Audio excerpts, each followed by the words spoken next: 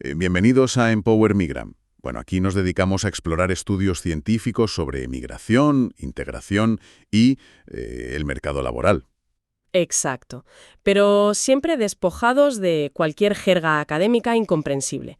Queremos ir al grano. Eso es. En cada inmersión a fondo que hacemos nos hacemos una pregunta muy básica. ¿Qué nos dice realmente la investigación empírica?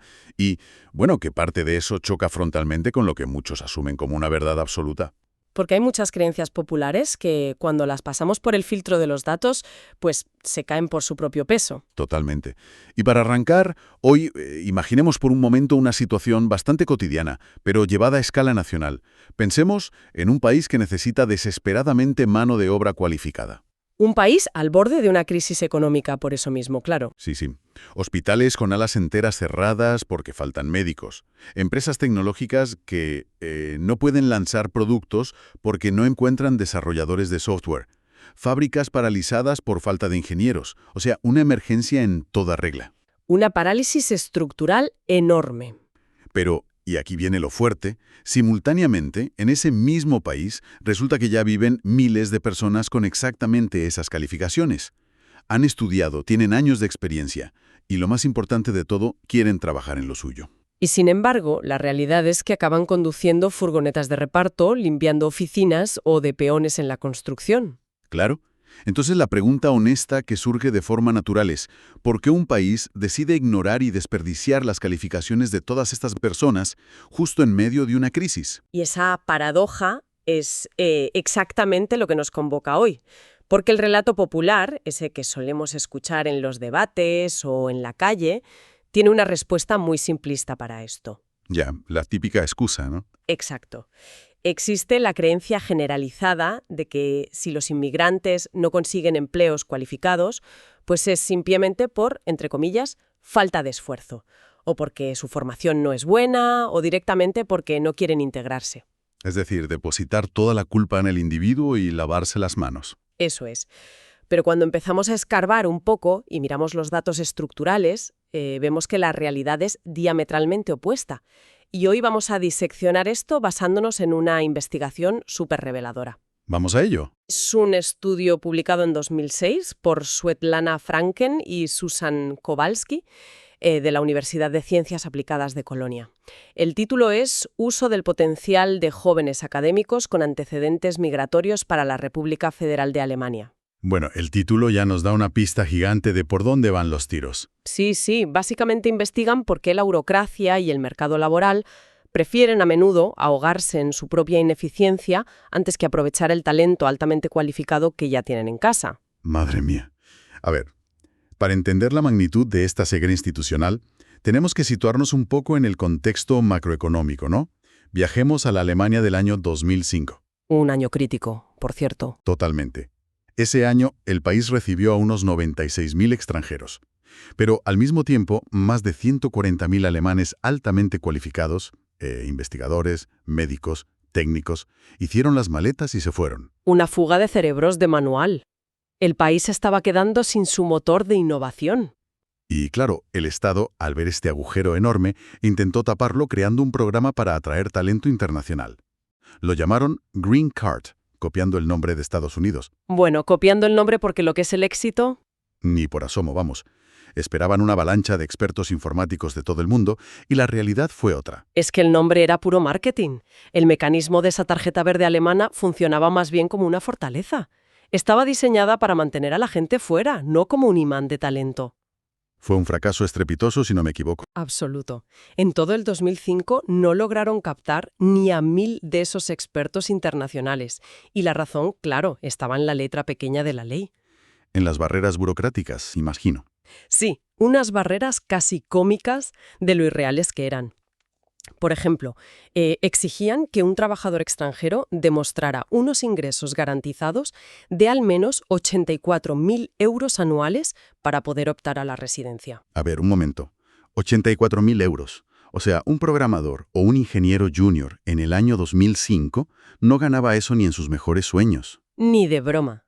Era un umbral completamente desconectado del mercado real. Es como decir, bueno, las puertas están abiertas para todo el mundo siempre y cuando midas más de 2,5 metros. Técnicamente, pues la puerta está abierta, pero en la práctica no pasa nadie. Exacto. Una barrera invisible. Y a eso hay que sumarle que el proceso para que la pareja o la familia consiguiera un visado era, vamos, un laberinto interminable. O sea, un cuello de botella artificial creado por el propio Estado. Eso es. Alemania perdía la carrera global por los mejores cerebros frente a Canadá o Gran Bretaña, sencillamente porque su sistema penalizaba al solicitante. Y además había un clima social en la calle que se percibía bastante hostil hacia la inmigración, lo cual pesa mucho cuando un profesional decide dónde establecer a su familia. Claro, entonces, con este fracaso evidente de importar talento, no tuvieron más remedio que mirar hacia adentro. Y al hacerlo, sorpresa, tenían un ejército de profesionales en la recámara. Los datos demográficos de ese momento son brutales.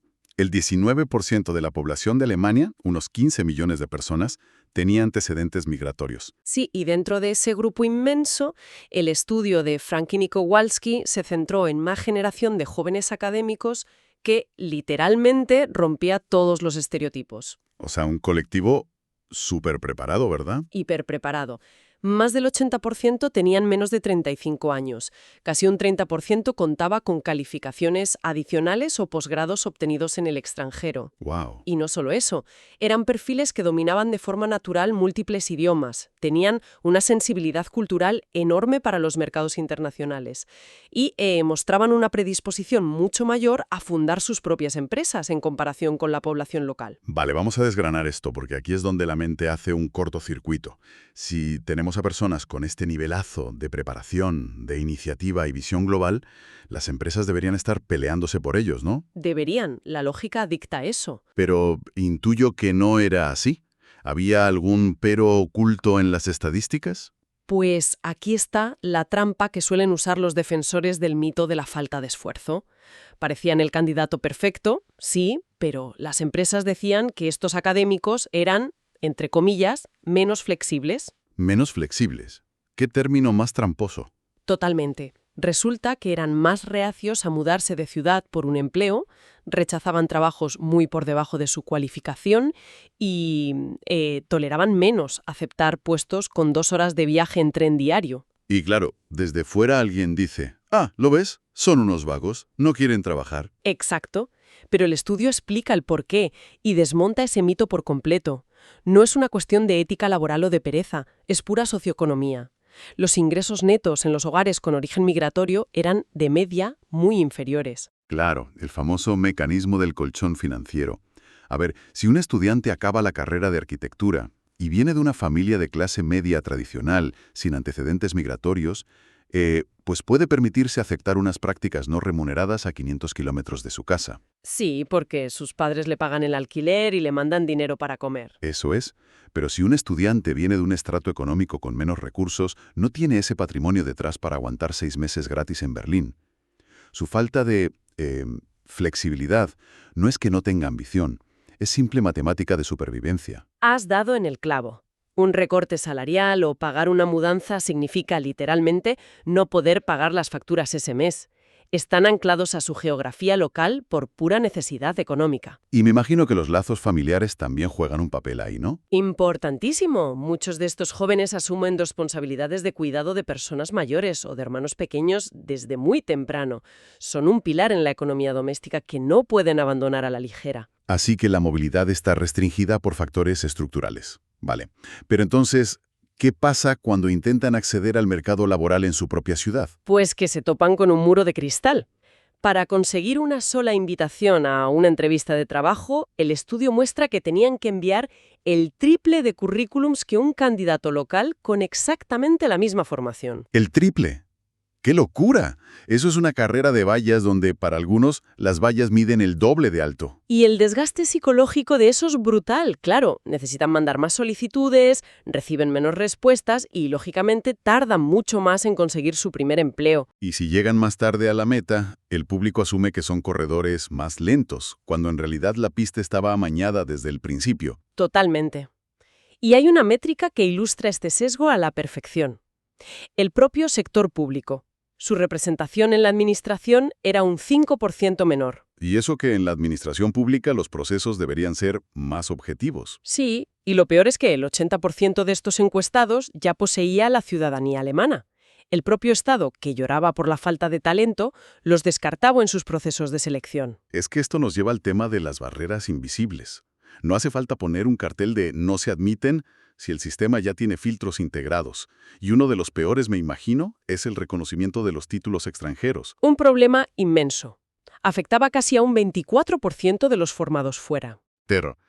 Alguien llega con un título de ingeniería civil de una universidad de fuera, va a la administración y le dicen que, a efectos legales, su formación equivale a la de un peón, a menos que pase años convalidando exámenes y burocracia. Exacto. Y durante esos 3 o 4 años hay que comer y pagar el alquiler. Así que acaba aceptando ese trabajo de peón por pura necesidad. Eso es lo que los economistas definen como subempleo de cualificaciones.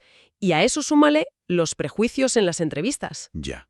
Descartar un currículum solo por el nombre en la cabecera, o prejuicios por el acento, o intolerancia a los símbolos religiosos. Sí, sí. Actitudes que arruinan carreras enteras.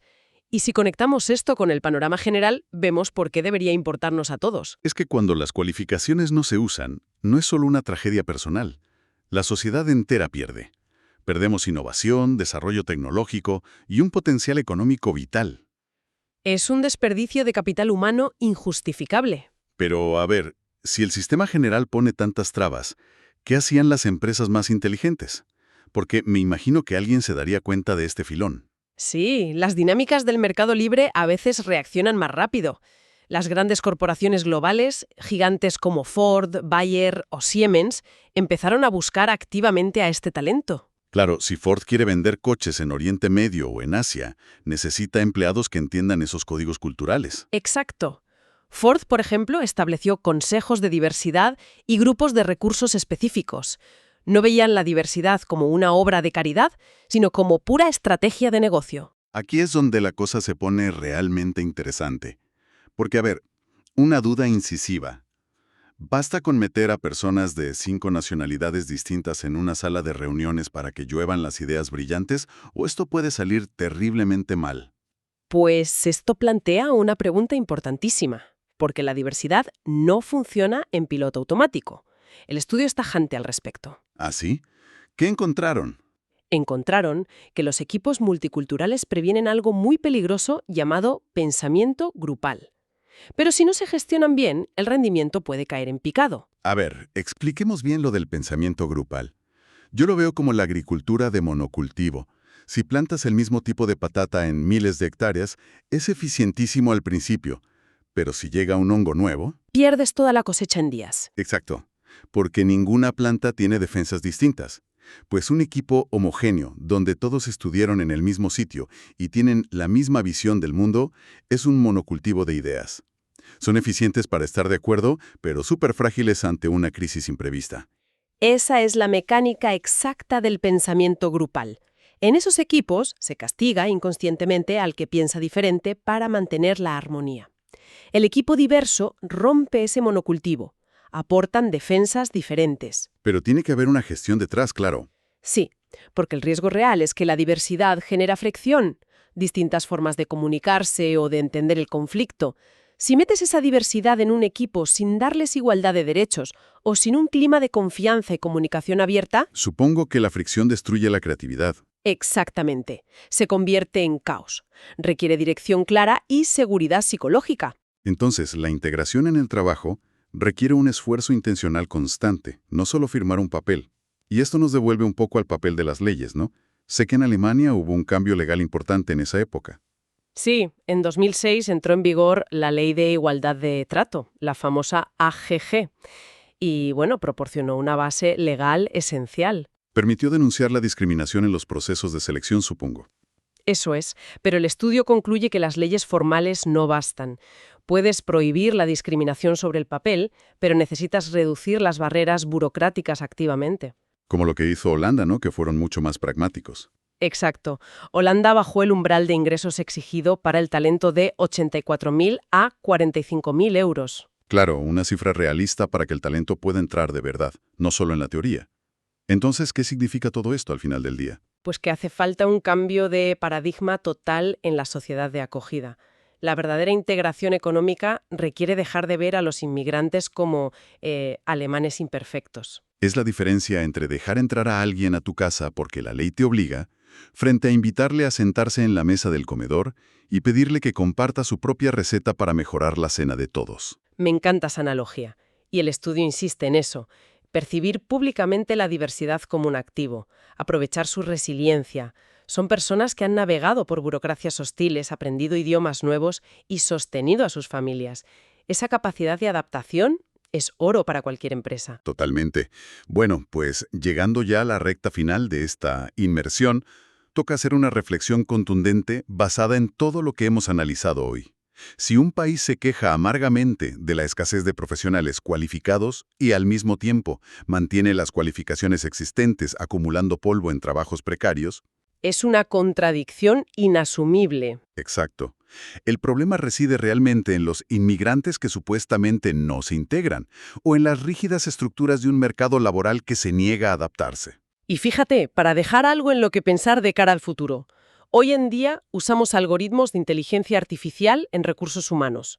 Si entrenamos esos sistemas basándonos en el éxito del pasado, es decir, un mérito que se ve y habla exactamente igual que la cultura dominante, Estamos automatizando el prejuicio. estamos automatizando el problema. Pensemos en esto. ¿Cuántas soluciones revolucionarias a las próximas crisis globales están ahora mismo conduciendo un taxi o limpiando suelos? Simplemente porque nuestros departamentos de recursos humanos no saben cómo leer sus currículums. Una pregunta que nos obliga sin duda a replantearnos todo el sistema. Y con esto cerramos. Esto ha sido otra entrega de Empower Migra. Empower Migra. El entendimiento empieza al escuchar.